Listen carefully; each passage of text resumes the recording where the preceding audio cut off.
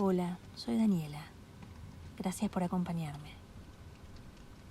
Donald Raymond Smith fue un autor y editor inglés fundamental para mantener las líneas de comunicación dentro del fandom británico durante la Segunda Guerra Mundial, en particular editando el boletín de la British Fantasy Society. Fue un columnista a menudo controvertido en el primer fanzine británico, Novae Terrae, desde su segundo número en abril de 1936, donde publicó ficción amateur. Smith es de gran interés en ciencia ficción por ser un ejemplo temprano de fanfiction, no en su sentido inicial de historias tejidas en torno a fans de la vida real y sus actividades, sino en el sentido más moderno de crear nuevas aventuras para personajes ficticios establecidos. Este cuento explora la locura del personaje ficticio Abdul al-Asred, conocido por ser el autor del infame Necronomicon en el universo de Howard Phillips Lovecraft. Hoy escucharemos ¿Por qué enloqueció Abdul al-Asred?, de Donald Raymond Smith.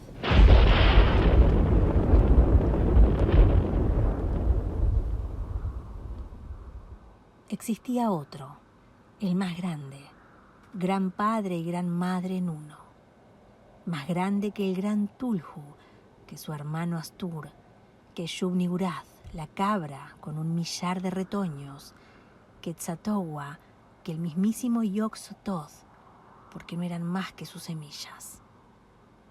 Aquel fue uno de los primigenios, casi el más poderoso, y desafió la supremacía del mismo Azathoth, el idiota ciego, señor de todo. Más aún, sus hijos me han contado, aunque no puedo creerlo, que aquel, que es demasiado grande para ser nombrado, era el señor de todo.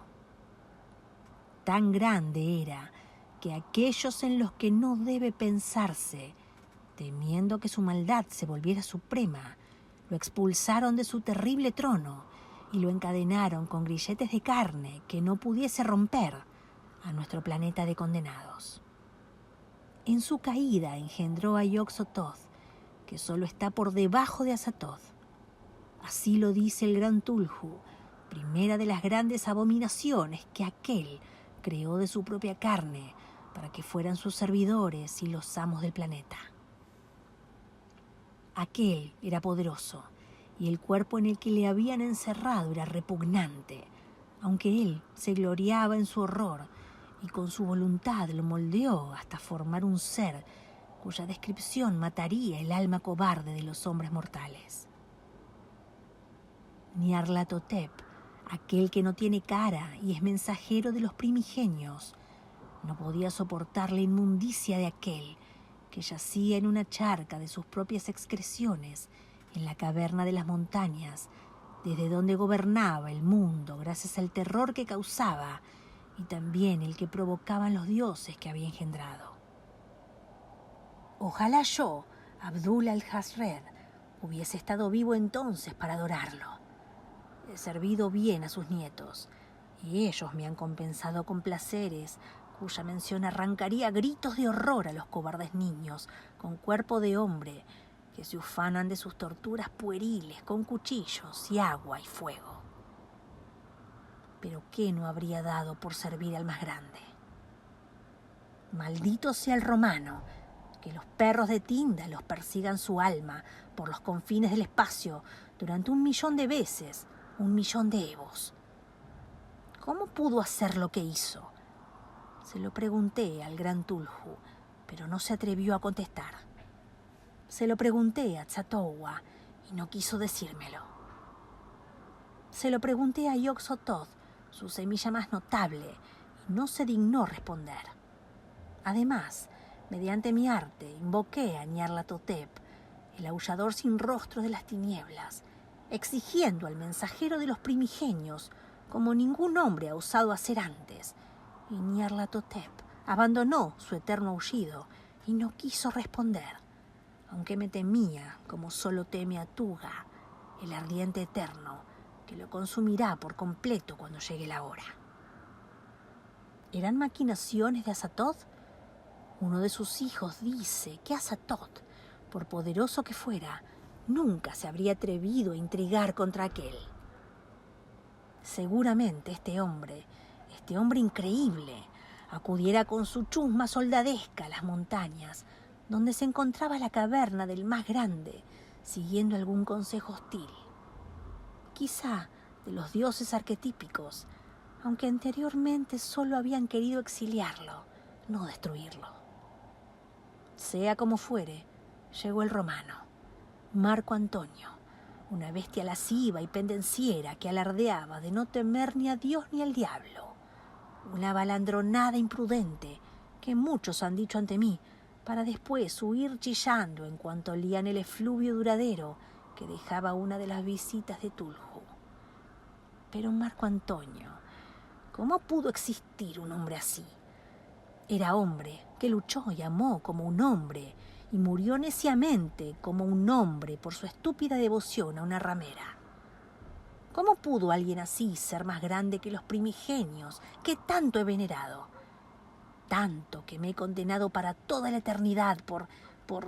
No, debo contarlo, debe quedar escrito.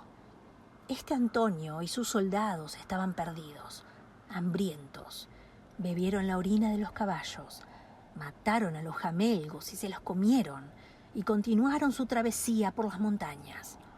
Antonio era su líder. Se jactaba de su fuerza y fortaleza, y no quiso comer de la carne de caballo, dejándosela a los otros. Avanzaron y llegaron hasta un valle, una hendidura sombría en las colinas. Pero el agua corría cristalina por un lecho rocoso, y a su alrededor crecían pinos enanos. Bebieron el agua e hicieron una gran fogata con los árboles, pero seguían teniendo hambre. Y Marco Antonio, más que ningún otro. En la punta de la grieta había una cueva. En las cuevas suelen vivir animales. Los animales pueden comerse. Marco Antonio encabezó la marcha hasta la entrada de la cueva, pero allí se detuvieron. Y es que de la cueva salía un hedor tal que podía pudrir el alma de un hombre dentro de su cuerpo vivo, y era maligno en extremo. Ninguno pudo avanzar más, salvo Antonio, que le llamó cobardes, y continuó penetrando en la horrible oscuridad de aquella caverna, en solitario. Silencio. Un largo silencio. Entonces, de repente, horriblemente, el tumulto resonante de un furioso combate en alguna enorme cavidad del interior. Parte del ruido eran los gritos de guerra del loco Marco Antonio, y otra parte eran de naturaleza tal que muchos de los que lo oyeron huyeron chillando de aquel lugar maldito. Tuvieron suerte. Aquellos que se quedaron con la cara blanca, paralizados por el terror, siguieron escuchando los ruidos y se acercaron. La caverna eructó repentinamente, una masa que se retorcía. El maníaco y combativo Antonio, cubierto de la cabeza a los pies con una mezcla de su propia sangre y el fango repugnante de aquello que era su rival. Aquello que había arrastrado hacia la luz del día, donde no había sido visto antes. Aquello que no pudo matar su jabalina ni herir su espada. Aquella abominación cuya mera visión mató a los que la miraban e hizo pedazos las almas de sus cuerpos. Pidió ayuda y el crepúsculo ocultó el sol y las robustas siluetas de los caminantes del viento, y Taqua, y Lioigor, y Zar, e incluso el propio Astur llegaron aullando. Y Antonio las vio y rió sin miedo e invocó a Júpiter, a quien los griegos llaman Zeus, el señor del cielo y amo de las tormentas, pidiéndole ayuda como si fuera su igual. Y Júpiter arrojó sus rayos sobre los caminantes, y sobre Astur, sobre Tulhu, que salió del mar, y sobre Yog-Sothoth, que apareció sin forma, desde todas partes y ninguna, y sobre todos los vástagos del más grande que acudieron, y su risa retumbó con estrépito y hendió los cielos, mientras fustigaba a los hijos de aquel con los látigos de muchas colas de sus rayos. Y en medio de esa locura de luz y ruido, Marco Antonio, con una fuerza impropia de un humano mortal, levantó al más grande y lo arrojó al fuego que sus hombres habían encendido. Aquel gritó horriblemente y se debatió en las ascuas ardientes, y Antonio rió y echó más madera, y en las llamas aquel chilló abominablemente hasta que de su espantoso cuerpo no quedó más que un carbón chamuscado. Y entonces Marco Antonio, hombre entre los hombres, que no temía ni a Dios ni al diablo, pero que estaba muy hambriento, golpeó el cascarón carbonizado y dentro no encontró nada más que una sola tajada de carne rancia, de aspecto, color y olor repugnante. Pero era carne, y comió. Sí, comió.